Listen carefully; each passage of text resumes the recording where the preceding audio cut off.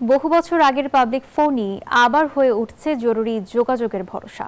Russia নিয়ন্ত্রিত ক্রিমিয়ায় শহরের বিভিন্ন স্থানে পাবলিক স্ট্রিট ফোন স্থাপন শুরু করেছে স্থানীয় প্রশাসন। ইউক্রেনের হামলায় যোগাযোগ ব্যবস্থা ব্যাহত হওয়ায় এমন পদক্ষেপ। ড্রোন হামলার সাইরেন বাজলেই ভেঙে পড়ে যোগাযোগ ব্যবস্থা। এই সংকট থেকে মুক্তি পেতে জরুরি সহায়তার জন্য পুরনো প্রযুক্তির দিকেই ফিরছে ক্রিমিয়া। পুলিশ ও অ্যাম্বুলেন্সের দ্রুত যোগাযোগ নিশ্চিত করতে শহরের বিভিন্ন স্থানে বসানো হচ্ছে পাবলিক স্ট্রিট ফোন। 2014 সালে রাশিয়ার দখলে যাওয়া ক্রিমিয়ায় ইউক্রেনের ধারাবাহিক হামলার মধ্যে এই উদ্যোগ নিয়েছে স্থানীয় প্রশাসন। মোবাইল নেটওয়ার্ক অচল হয়ে পড়লে এসব ফোনই হবে জরুরি সেবার বিকল্প মাধ্যম।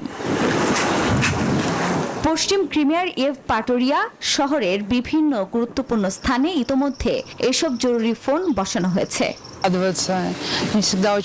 জরুরি মুহূর্তে পুলিশ, অ্যাম্বুলেন্স সহ জরুরি সেবার সঙ্গে যোগাযোগ করা সহজ হবে।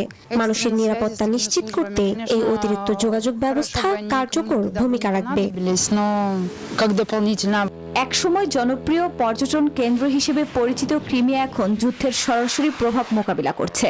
ড্রোন হামলার কারণে বিদ্যুৎ বিভ্রাট ও জ্বালানির সংকট দেখা দিয়েছে।